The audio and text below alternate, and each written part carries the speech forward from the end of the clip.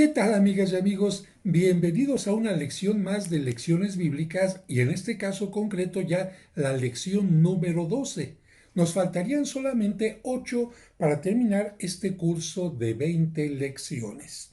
Hemos visto los antecedentes de la Sagrada Escritura, quiénes la escribieron, qué es la inspiración, qué es la revelación, y en la clase anterior vimos un poquito de la situación de Israel, cuál es su geografía, el ambiente en que se desarrollaron las tribus de Israel y un poquito una síntesis de la historia del pueblo de Israel. Ahora vamos a iniciar ya con el libro del Pentateuco. Libro del Pentateuco, y yo te pregunto a ti, ¿te acuerdas qué significa la palabra pentágono? Bueno, penta 5, pente 50, por eso Pentecostés significa la fiesta de los 50 días, y el libro del Pentateuco, ¿cuántos libros crees que incluye? El conjunto del Pentateuco. Y antes de iniciar la lección, quisiera recordarles que los libros del Nuevo Testamento, del Antiguo Testamento, se escribieron en rollos, así como este. Rollos, ¿verdad? Evidentemente, esto solamente es un rollo, pero habría que imaginarse rollos de pergamino o de papiro. Ya te expliqué más o menos cómo se hace el papiro en una de las lecciones y ahora te muestro esta, digamos, forma para que veas el papiro también, especialmente las orillas, para que veas cómo van haciéndolo cruzando unas líneas con otras. Aquí lo puedes ver. El papiro también es muy transparente, muy ligero.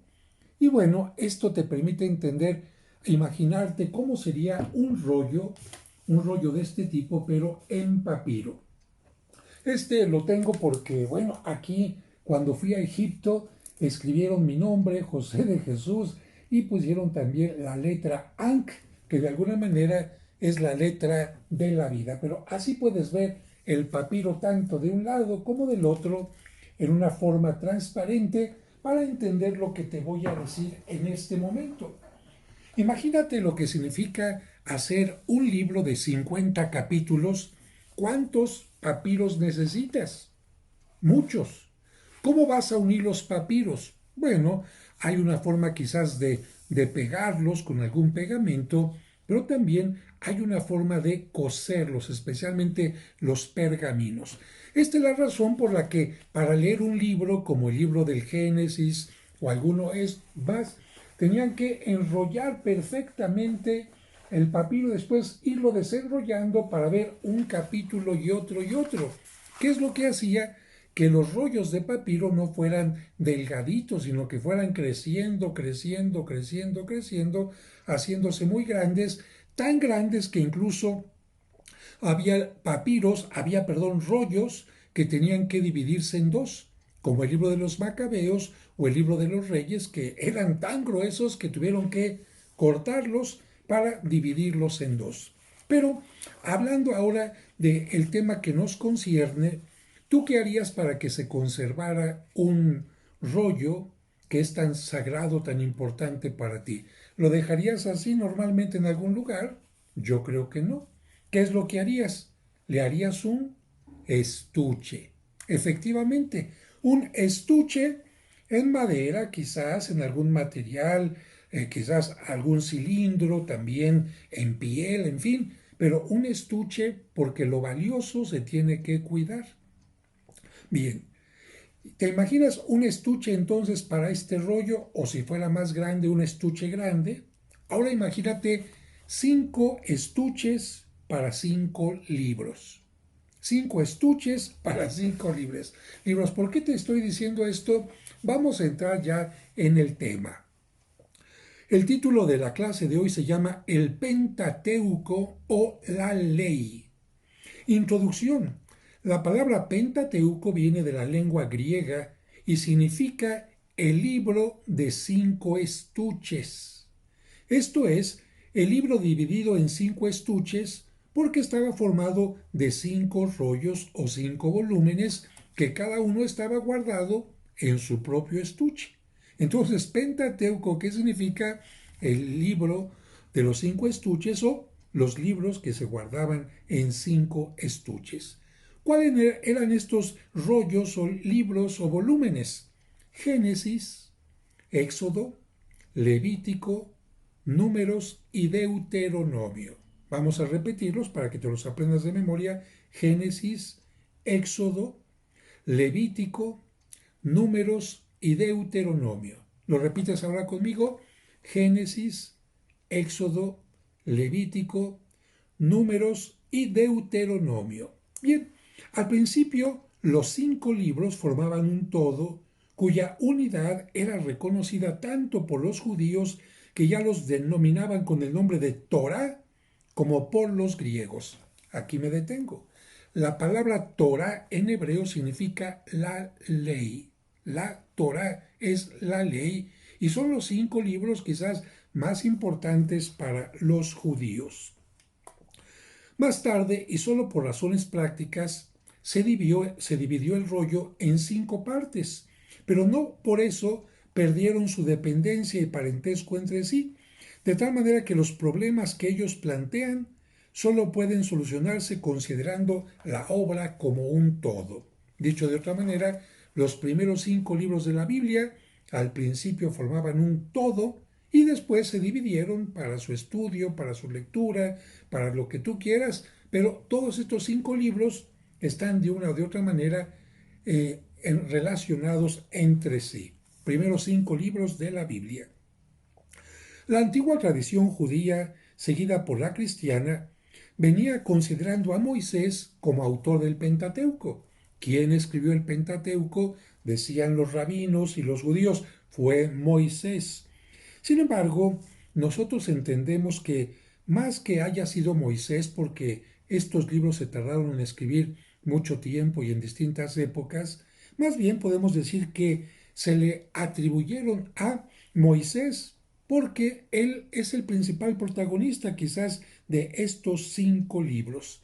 Sin embargo, lo que pasa y lo que tenemos que entender es que estos 5 libros se fueron formando a través de la tradición oral. ¿Te acuerdas lo que dijimos en lecciones anteriores? Lo que iban pasando de persona en persona, de tiempo en tiempo, de época en época, que primero se contaron su historia oral, verbal, y ya después se decidieron escribirla.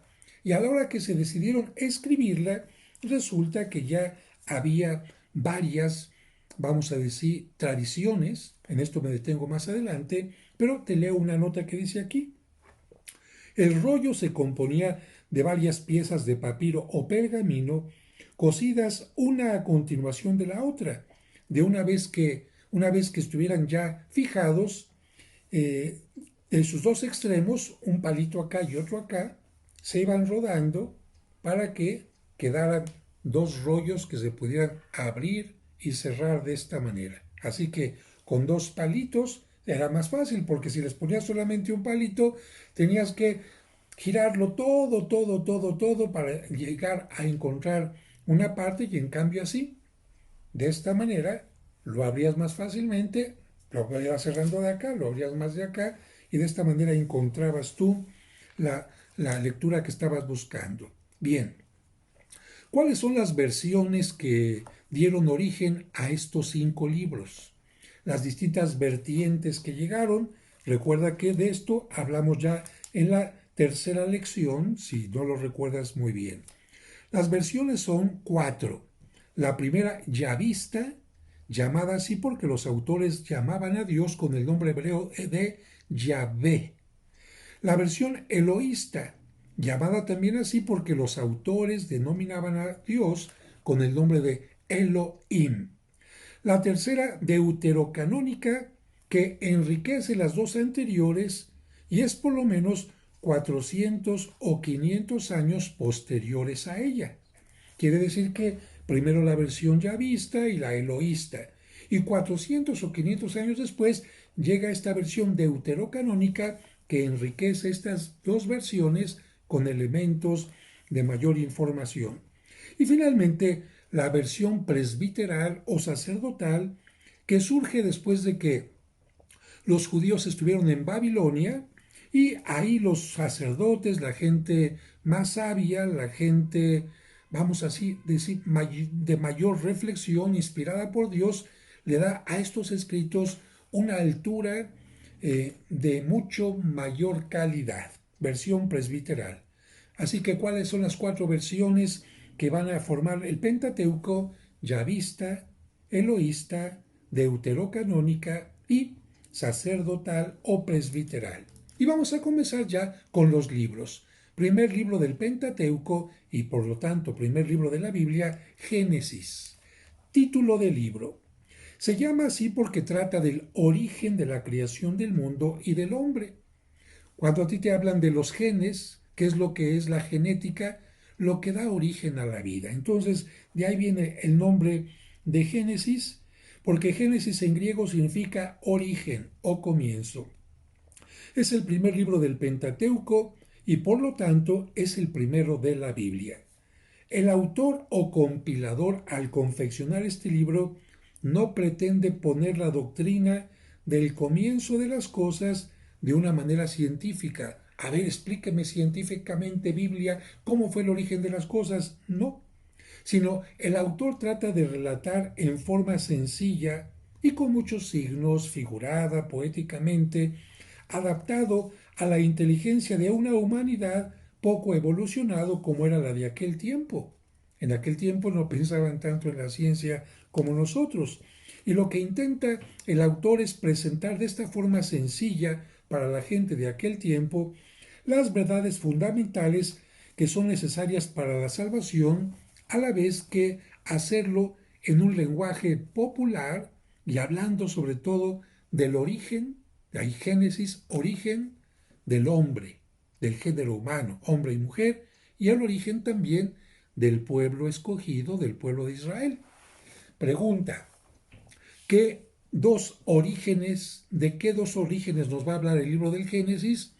Del hombre y la mujer, género humano, y también del origen del pueblo de Israel. ¿Cuál es su contenido doctrinal? Bueno, aquí se ponen los cimientos de todo sistema bíblico. Sin lo que aquí se nos dice, el resto de la Biblia sería incomprensible, porque el plan de salvación que se expone en la Sagrada Escritura, salvar al ser humano, no tendría sentido de no existir la caída, el pecado original. Es decir, ¿cómo se va a hablar de una salvación si no hay de qué salvar al ser humano? Por lo tanto, el Génesis nos va a poner el hombre lamentablemente está en una situación limitada y necesita de una salvación de parte de Dios. Lo que sucedió a Adán tiene su respuesta en lo que va a realizar él, en forma simbólica, el segundo Adán, que será Cristo. En el libro del Génesis se encuentran ya las primeras promesas del Mesías que vendría a recuperar el paraíso que Adán perdió.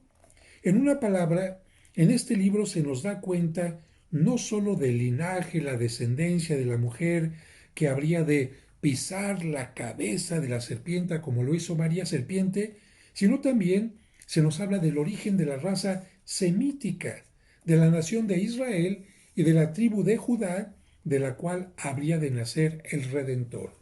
Y acuérdate que en el libro del Génesis se habla ya de la promesa de salvación cuando Dios castiga a la serpiente, pero Adán y Eva no los maldice, sino que los envía, vamos a decir, a una tierra con todas las bendiciones y les hace la promesa, especialmente cuando dice, a ti, a la serpiente, un pie te va a aplastar la cabeza. Se refiere a María, pero sobre todo a Cristo, que gracias a vencer al pecado nos va a dar nuevamente la vida eterna y la posibilidad de regresar al paraíso, pero no un paraíso terreno, sino al paraíso en la presencia de Dios. Y vamos ahora a la distribución del libro. Primero decimos que el libro del Génesis tiene 50 capítulos y se va a dividir en tres grandes partes. La primera parte tiene que ver con el origen, la creación del universo, del mundo. La segunda parte tiene que ver con el origen del ser humano, hombre y mujer, y la tercera parte tendrá que ver con la creación, el origen del pueblo de Israel. Claro que en esta primera y segunda parte, como te digo, no se habla en una forma científica la fecha, el tiempo en que se desarrolla esta creación, sino simplemente se intenta decir cuándo creó Dios, cuándo Él lo dispuso. ¿Cómo lo creó? No lo sabemos. Esta es una forma poética, pero para afirmar quién creó el universo, Dios. ¿Quién creó al hombre y a la mujer? Dios. ¿Quién es el origen del pueblo de Israel? Dios. Los comienzos del mundo se relatan en los capítulos 1 y capítulo 2 al 6. Ahí lo vamos a encontrar, ¿sí? Del 2 al 6. Después, los comienzos del hombre los vamos a encontrar en el capítulo 2, versículo 7 hasta el capítulo 11. Fíjate hasta el capítulo 11, 32. Empieza en el capítulo 2 y se va hasta el capítulo 11. Así lo tenemos. Creación, capítulo 2. Caída, capítulo 3, versículo 4. Consecuencias del pecado, que es la muerte, capítulo 4, versículo 1, hasta el 16. Capítulo 4, versículo de 1 hasta el versículo 16. Crecimiento de la humanidad. Seguimos en el mismo capítulo 4 hasta el versículo 17, pero desde el capítulo 4 se va a ir también hasta el capítulo 6, versículo 4. Después el diluvio, que será el castigo de la humanidad por el pecado, capítulo 6, versículo 5, se va a ir hasta el capítulo 9, versículo 17. Los comienzos del pueblo de Israel comenzarán en el capítulo 12, versículo 50, y van a ir de esta manera. Abraham, capítulo 12, versículos del 1 al 25. El llamado, capítulo 12. Lot, el que será el sobrino de Abraham, capítulo 13 y 14. Después la promesa, cuando Dios le promete a Abraham un pueblo, capítulo 15 al 17. Sodoma y Gomorra, capítulo 18 y 19. La herencia que le va a dar Dios a Abraham, capítulo 20 y hasta el 25. Del 20, versículo 1, hasta el 25, versículo 10. Después nos vamos con el descendiente primero de Abraham, que será Isaac, capítulo 25, versículo 11, hasta el capítulo 27, versículo 46. Jacob, capítulo 28 al 36. Y después José, capítulos del 37 hasta el capítulo 50, toda la historia de cómo lo vendieron, cómo se fue a Egipto, etc. Mensaje del libro. Dios es el creador de todos los seres. Los primeros padres, Adán y Eva, vivían felices en el amor mutuo, hablando con Dios. En el matrimonio querido por Dios, el hombre y la mujer, iguales en naturaleza y en derecho, se complementan el uno al otro. El varón amará a la mujer como parte de sí mismo y la mujer amará al varón como su protector. La unión de ambos en el amor transmite la vida. Ese es el mensaje del libro. Después, Dios tiene un plan sobre la humanidad y el mundo y escoge un pueblo con el cual forma una alianza en la persona de Abraham. La alianza es la que sella esa elección. La respuesta a la llamada de Dios en la elección de ese pueblo la vemos representada en distintos patriarcas o jefes de ese pueblo. En una palabra, el autor del Génesis quiere mostrarnos que Dios ama a la humanidad y la guía a través de la historia, llamándola a gozar definitivamente de ese amor. Me detengo brevemente. Una alianza es un pacto, es un contrato. Para que quede algo formal, si tú vas a hacer un préstamo al banco, te piden que firmes algo y el banco también te entrega un documento. Tú te comprometes a algo y el banco también se compromete a algo.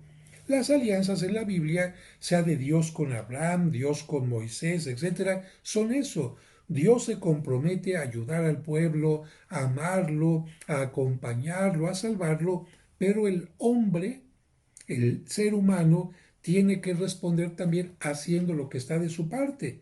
Porque si en una alianza una persona no hace lo que está haciendo, lo que le toca hacer, pues se rompe la alianza. Así de sencillo, ¿no? pero Dios es el que quiere hacer alianzas y no romperlas, aunque el hombre es el que las rompe. Y tiene aquí una aclaración. Lo que hay que buscar en este libro principalmente es el espíritu que animó al autor al escribir estos relatos. Un espíritu que puede resumirse en esto: una presencia viva de Dios que crea todas las cosas para servicio de la humanidad, del hombre, del género humano, que es su obra más importante, con el fin de que este hombre y mujer, conscientes de su grandeza, se vuelvan co-creadores con Dios, co-creadores, crezcan y multiplíquense y dominen la tierra y alaben al Creador a través de lo creado, hasta que definitivamente regrese con todos los hermanos al Padre que los formó. Por lo tanto, aquí se señala la paternidad de Dios sobre el universo, sobre el ser humano y por supuesto sobre el pueblo de Israel. Y un padre siempre quiere lo mejor para lo que ha creado, para aquel a quien le ha dado la vida. Y en el Génesis se dice: Dios quiere que seas dueño y señor del mundo, que seas co-creador, para que uniendo tu trabajo con el de Dios hagan de este mundo algo maravilloso. Vamos ahora con el segundo libro del Pentateuco. El Éxodo es el segundo libro que aparece en la lista de la Biblia, pero según los especialistas debería de aparecer antes, porque fue el primero que se escribió quizás unos 300 años antes que el Génesis. Pero como se trata de poner un orden a la temática por el tema del Génesis que trata del origen, se pareció más oportuno colocarlo al principio. ¿Qué significa la palabra éxodo? Salida. Y por lo tanto narra la salida de los israelitas de la esclavitud de Egipto, con la que va a terminar esta primera etapa con José, cuando quedan ya esclavos en Egipto. El éxodo va a continuar esta historia hablando de cómo fue esa salida. Contenido. Fíjate bien, quizás este libro es el más importante del Antiguo Testamento porque es la gesta del verdadero Dios que se acuerda de su pueblo y lo salva de la esclavitud. Es la fidelidad del Señor que cumple su promesa con su pueblo. Es el nacimiento de Israel como nación, no como grupito de personas, porque un grupo de personas no es un pueblo. Hay que tener una configuración en pensamiento, en credo y en muchas cosas más. Así que en el libro del Éxodo se nos habla del nacimiento de Israel como nación y como religión y como culto. Y además porque nos va a anunciar la Pascua cristiana. Porque en el libro del Éxodo se habla de la primera Pascua, pero no la definitiva. La Pascua de Cristo va a ser la definitiva, pero si no entendemos ni siquiera qué es Pascua, pues no vamos a saber qué es la Pascua de Cristo. Si no sabemos qué es lo que cenó el pueblo judío en la Pascua judía del Éxodo, no vamos a entender por qué Cristo tomó pan y vino en la última cena. Pero no me alargo más. El gran personaje o protagonista del Éxodo es Moisés, que fue escogido por Dios a salvar a su pueblo. Titubea antes de responder a esta llamada divina y empieza a poner excusas. De hecho, son 5 excusas. Soy tartamudo, es que a lo mejor el faraón no me va a hacer caso. Dios le va a decir: tranquilo, yo estoy contigo. Y al final Moisés acepta, pero en este momento sobre todo se señala cuando Moisés acepta. ¿Qué está pasando? Dios está haciendo lo que está de su parte y el hombre está haciendo lo que está de su parte. Por lo tanto, el plan de Dios va a ser todo un éxito. Aquí se narran puntos tan importantes como la institución de la Pascua judía, la figura de la Pascua cristiana, el paso del Mar Rojo, la marcha hacia el monte Sinaí, donde Moisés va a recibir ¿qué? Los mandamientos, las 2 tablas de la ley, y también se habla del canto de la victoria del pueblo. Esto nos demuestra la acción providente de Dios para su pueblo. Triunfo, triunfo, triunfo, triunfo de Dios sobre lo que parecía un problema. C. Distribución del libro. ¿Cuántos capítulos dijimos que tenía el Génesis? 50. El Éxodo va a tener 40. Y se pueden dividir en 4 partes. Primero, la esclavitud de Egipto y el llamado de Moisés. Segundo, la marcha por el desierto, ya cuando salieron. Tercero, el viaje hacia el Sinaí y la alianza. Y cuarto, la institución del tabernáculo. ¿Qué es esto? Bueno, pues algo físico en el que el pueblo de Israel va a sentir que Dios está presente. Algo físico en lo que el pueblo de Israel va a decir, aquí está Dios. Esto que hemos hecho físicamente nos muestra que está Dios. La esclavitud, capítulo primero, vocación de Moisés, capítulo del 2 al 4, las plagas, capítulos del 5 al 11, la Pascua, capítulos del 12 al 13. Segunda parte, la marcha por el desierto, la libertad, capítulo 14, paso por el Mar Rojo, 14 al 15, el desierto, capítulo 16 al 18, que será muy importante porque aquí se nos habla de cuando cae el maná y cuando Moisés golpea la roca y hace que surja el agua en el desierto. La parte, el viaje al Sinaí y la alianza. Capítulo 19, Dios propone la alianza. Capítulo del 20 al 24, cuando Dios le entrega la ley o el decálogo. Y lamentablemente cuando baja Moisés ya con las tablas que ve, que el pueblo se desesperó por tanto tiempo que estuvo Moisés y Aarón les hizo un becerro de oro para que lo adoraran. Bueno, capítulo 32, el becerro de oro y la apostasía del pueblo. ¿Qué significa la palabra apostasía? Renegar de Dios. Reconocer a otro Dios, eso se llama apostasía. Y la cuarta parte, la institución del tabernáculo. Para esto Dios va a decir primero, necesitan sacerdotes ustedes, y Dios instituye el sacerdocio, capítulo 28 al 29. Después Dios hace un pacto, una alianza también, capítulo 34. Después la construcción del tabernáculo. ¿Quieres saber cómo era? Capítulos del 35 al 40. Ahí se te va a hablar de cómo era el arca de la alianza, cómo tenía que ser el culto, cómo tendría que ser el altar, etc. Todo eso lo quieres saber, aquí está. Capítulos del 35 al 40. Y conclusión del Éxodo. Mientras el libro del Génesis finalizaba describiendo una familia que gozaba de alta favor en la corte egipcia, la familia de José, el Éxodo comienza al revés, con una nación esclavizada bajo un enemigo tremendo que va a ser Egipto. Las esperanzas de liberación humanamente eran muy pocas, porque si estaba el faraón y todo su ejército contra los judíos esclavos, ¿qué esperanzas había? Sin embargo, la fe en Dios era muy grande. Por eso Dios oye los clamores del pueblo y los libra mediante Moisés. Este libro es la gran odisea de un pueblo que era esclavo y que va a ser liberado por Dios. Es una historia maravillosa y por eso han hecho tantas películas de este momento como Los 10 Mandamientos o también la película Éxodo. Vamos al tercer libro ya de el Pentateuco. Título: El Levítico. Y va a ser el tercer libro y el nombre va a venir de la palabra Leví o tribu de Leví, que eran, y esto que se te quede bien grabado, eran los hebreos especialmente dedicados al culto. Por lo tanto, este libro de Levítico no creas que era para todo el pueblo. Este libro de Levítico eran las instrucciones para los sacerdotes. Y me regreso tantito, aunque no lo menciona aquí el libro. ¿Cuántos hijos tuvo Jacob? 12.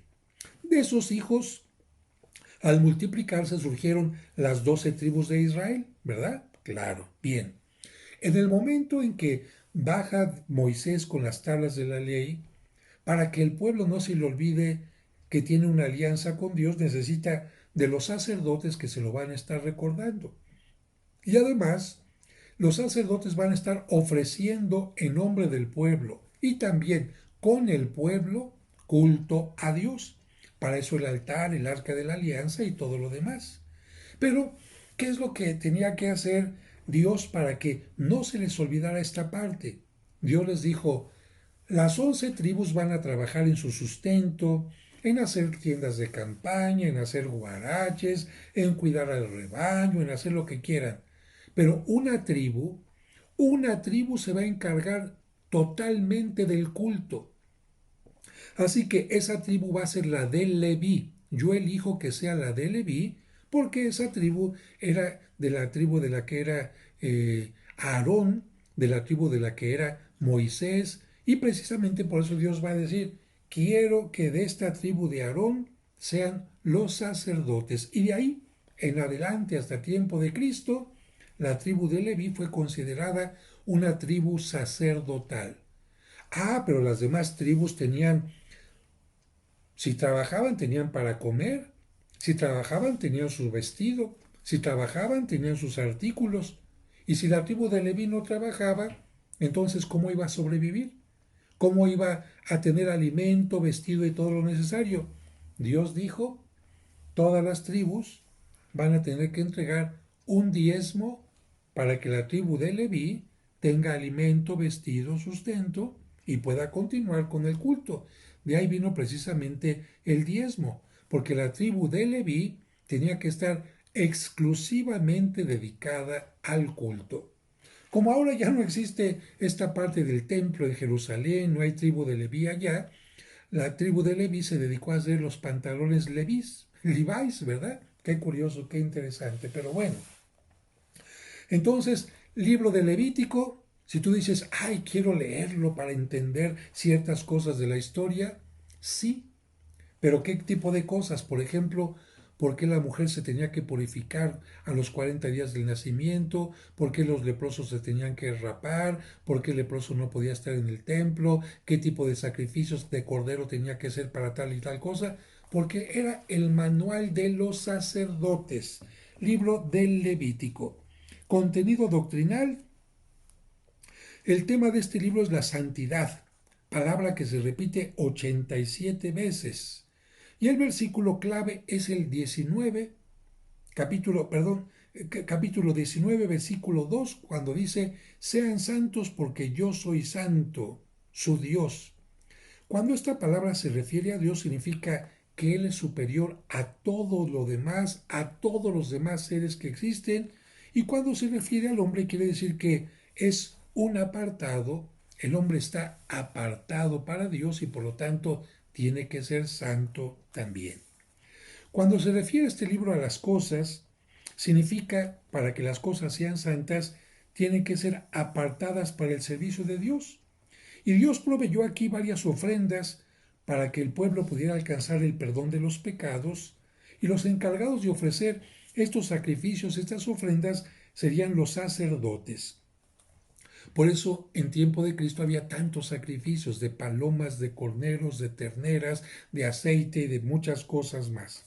Pero además de estos sacrificios, había leyes que reglamentaban la conducta personal, el alimento y la higiene de la salud y la moral del pueblo. Por ejemplo, aquí se va a decir, no puedes comer langosta, no puedes comer camarón, no puedes comer cerdo, no puedes comer lechuza, no puedes comer, ¿por qué?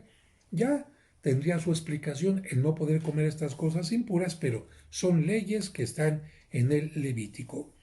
Este libro tiene 27 capítulos y se van a distribuir en 5 partes.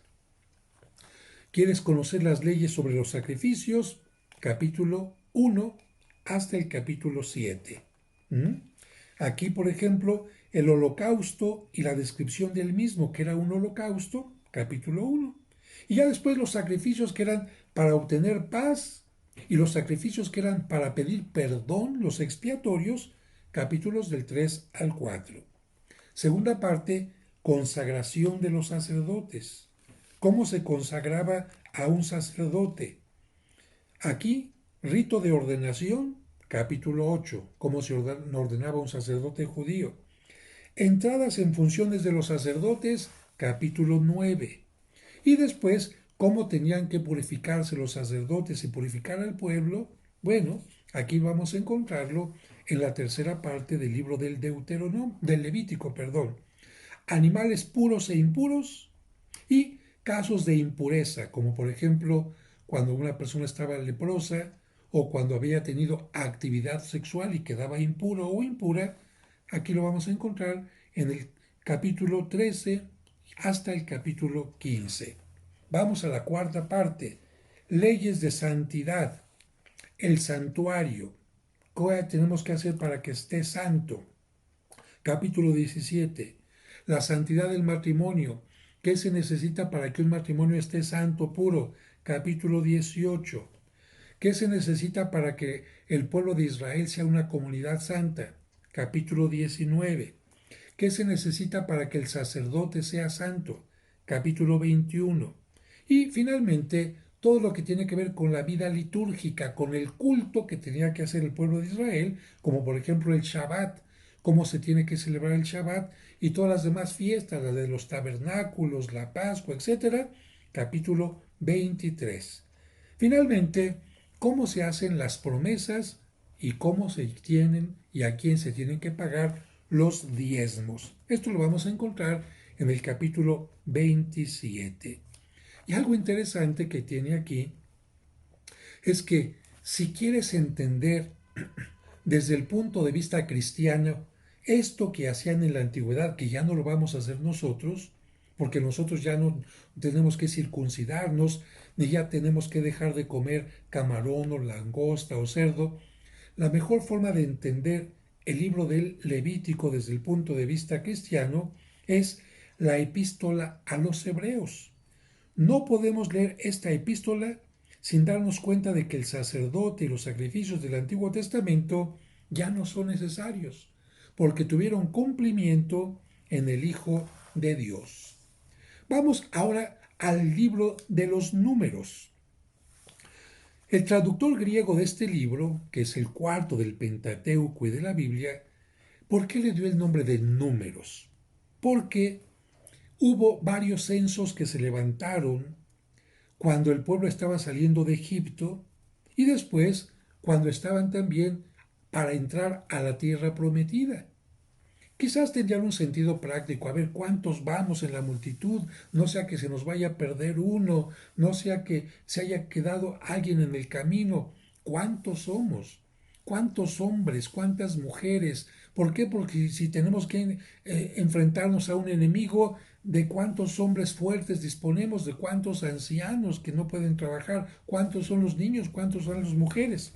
Entonces, como se hicieron estos dos censos cuando salieron del pueblo de Egipto y casi después de 40 años cuando iban a llegar a la tierra prometida, entonces, como este libro trata de esto, por eso se le dio el libro de los números. Aquí dice, mire, el propósito era para poder mover a los israelitas bien ordenados, para acamparse, se tenían que dividir las 12 tribus en 4 grandes partes alrededor del tabernáculo, la parte sagrada, así que para organizarse también.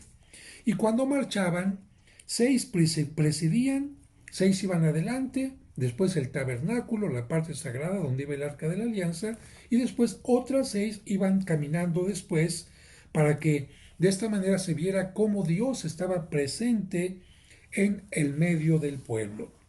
¿Cuál es el contenido doctrinal? Las experiencias vividas por Israel durante los 40 años que estuvieron en el desierto, mientras se iban disciplinando para entrar en la tierra prometida. La literatura de este libro es de dos clases. Primero, la narrativa continua, qué es lo que pasó después del Éxodo, qué es lo que pasó, y también vuelve a recordar algunas cosas del Éxodo. Hay alguna gente que cuando lo ve dice, padre, es que yo ya esto lo había leído antes, o que tuve un déjà vu, o qué. No, tienes razón. El libro de los números repite ciertas cosas que están narradas en el libro de el Éxodo. Pero también tiene una parte legislativa, leyes que se parecen también al libro de Levítico. De tal manera que mucha gente dice, ¿ya para qué leo el libro de los números si ya leí Éxodo y Levítico, así que me lo salto y no hay ningún problema. Bueno, aquí cada quien podrá elegir, porque es cierto que se repiten muchas cosas, pero también aquí al libro de los números se le puede llamar el libro de las murmuraciones, porque en este libro es donde aparecen todas las quejas del pueblo de Israel cuando iban por el desierto. Moisés, en Egipto teníamos tantita carne, Moisés, en Egipto teníamos pan, Moisés, en Egipto teníamos agua, Moisés, quién sabe qué. Haz de cuenta que era el departamento de quejas y precisamente aquí encontramos estas citas por si quieres anotarlas. Las quejas del camino, las de los alimentos, las de los gigantes, las de los guías, las de los juicios divinos, las del desierto y las del maná. ¿Cómo se distribuye este libro? Tiene 36 capítulos y, primero, antes de la salida del Sinaí, capítulo 1 al 10. Orden de seguir en los campamentos, capítulo 2. Lugar de los levitas en la comunidad, porque era la clase sacerdotal, capítulo 3. Leyes diversas y la salida para el Sinaí del 5 al 10, capítulo del 5 al 10. Ahora, ¿quieres enterarte qué pasó del monte Sinaí a la primera parte donde se detiene en un lugar importante, del Sinaí a Cadés, capítulo 11 al 14? Que en esta parte es donde van a ser los más grandes chismes y murmuraciones. Tercera parte, la estancia en Cadés por más de 30 años. Fíjate, van a estar 30 años en este lugar, capítulos del 15 al 20. Leyes posteriores, del 17 al 19, pero por todos capítulos del 15, perdón, eh, la estancia en Cadés por más de 30 años van a ser del 15 al 20. Pero las leyes van a estar entre el 17 y el 19. Cuarta parte, marcha hacia la tierra prometida, capítulo del 21 al 25. Cuando aparecen las serpientes venenosas, capítulo 21. En esta parte es donde se habla de las serpientes venenosas que mordieron a muchos y que después de que Moisés hizo una serpiente de bronce pudieron salvarse. Y bueno, la última parte del libro de los números van a ser los últimos hechos de Moisés. Aquí vamos a hablar de cuando Moisés le pasa la estafeta a Josué, cuando les da las últimas recomendaciones y cuando Moisés muere, en el capítulo 34. Por lo tanto, últimos hechos de Moisés será del capítulo 26 al 36. Así que si quieren enterarse de la muerte de Moisés, capítulo 34. Y nos vamos al último libro, al Deuteronomio. El título de este quinto libro bíblico significa segunda ley. ¿Por qué?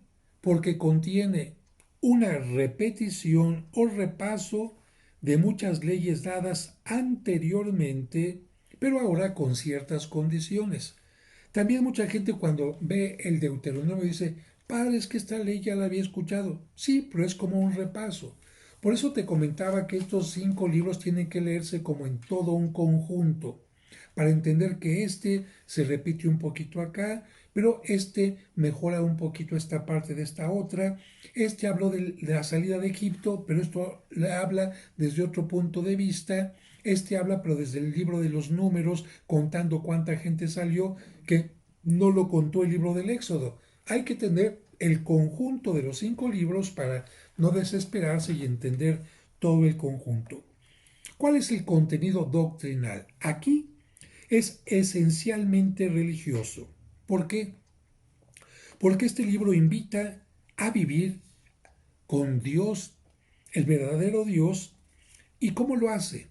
A base de discursos y arengas dirigidas por Moisés a su pueblo. ¿Quieres saber qué le predicaba, qué le decía Moisés a su pueblo? Libro del Deuteronomio. Especialmente en su último discurso, Moisés manifiesta el gran amor y ternura que son características de su gran devoción a su pueblo. Y por parte de Dios, como no ocurre en ninguno de los libros anteriores. Aquí Dios también manifiesta un cariño muy grande a través de palabras concretas hacia su pueblo. Este libro del Deuteronomio se puede comparar literalmente al libro del Génesis, porque también es poético, al libro de los Salmos, porque también tiene gran inspiración poética, y al de Isaías, por ejemplo. Este libro va a tener 34 capítulos que se van a dividir en 5 partes. Primera parte, repaso de los viajes. Fíjense, repaso de los viajes. En los primeros capítulos, Moisés se pone a analizar los viajes y llama la atención sobre la fidelidad de Dios y su providencia a cada paso del camino. Imagínate que aquí Moisés ha llegado a un momento, pueblo, ¿se han dado cuenta de cómo Dios nos sacó de Egipto? ¿Se han dado cuenta de cómo Dios nos acompañó en este episodio y en este otro y en este otro? Es de una manera invitar al pueblo a que reconozca la grandeza de Dios. El segundo discurso se refiere a la alianza del Sinaí. Moisés que recuerda, y Dios hizo una alianza con nosotros porque nos ama, porque quiere lo mejor para nosotros. La tercera parte de este libro da leyes y medidas morales, judiciales, políticas y civiles. Pueblo, hemos transitado por el desierto, pero necesitamos una unidad. Y la ley y cumplir la ley nos va a dar unidad. Vivir políticamente correctamente también nos va a dar una unidad. Y si castigamos también judicialmente a quien comete algo equivocado, vamos a estar bien. Pero sobre todo tenemos que cumplir las normas morales. Cuarta parte, tercer discurso de Moisés. Aquí va a hablar de recompensas y castigos para el que sigue a Dios y para el que no lo sigue. Y finalmente, la última parte, ya estamos hablando de cuando Dios está a punto de morir, Moisés está a punto de morir, y entonces Dios le ha dicho, has terminado tu trabajo, y Moisés dirige sus últimas palabras al pueblo antes de morir. Le deja a Josué el encargo, hace una canción conmemorativa, bendice al pueblo y después se habla de la sepultura de Moisés. Bueno, creo que hemos entendido entonces el contenido de estos 5 libros que dijimos que se llamaban Pentateuco, con los que estamos hablando de el tránsito del pueblo de Israel por el desierto antes de llegar a la tierra prometida. Todos estos libros, después del libro del Génesis, nos hablan de la creación del ser humano y de la creación del pueblo.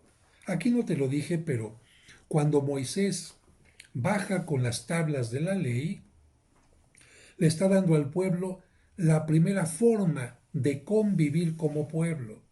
Cuando salen de Egipto, más que un pueblo, eran un montón de personas de la misma sangre, ciertamente, de las familias que se surgieron de Jacob. Pero ¿tú crees que en la esclavitud iban a tener una moral que los uniera? No. Eran judíos contra judíos, se robaban, no respetaban a sus padres, se quitaban a la esposa, se mentían para que castigaran a otro en su lugar. Por eso, la ley es lo que va a constituir al pueblo de Israel como pueblo. Ahora que ya tienen un Dios y hacen la alianza, y ahora que ya tienen leyes, no vas a robarte a nadie, no vas a robarle a nadie, vas a respetar a tu padre y a tu madre, no vas a levantar falsos testimonios, no le vas a quitar la pareja a este. Ahora sí ya hay una ley que va a crear conciencia de pueblo y no va a ser de la noche a la mañana. Por eso 40 años fueron necesarios para que toda una generación aprendiera lo que significa ser un pueblo.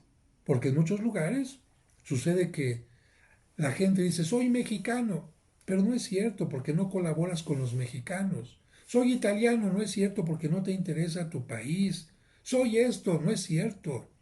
En el momento en que un pueblo de verdad confluya, participe de los mismos principios, valores, proyectos como nación, es cuando realmente se puede hablar de un pueblo. Por eso en el Sinaí es donde nace el pueblo de Israel como tal, como nación. Bueno, espero que les haya gustado esta clase del día de hoy, la número 12, y en la siguiente vamos a continuar hablando de los otros libros. Y si gustan en estos días, ¿qué les parece sacar la película de los 10 mandamientos o Éxodo también? Y van enriqueciendo la parte bíblica con saber cómo se han presentado estas cosas a través del cine y a través de tantas historias. Que Dios les bendiga, denle like y hasta la próxima.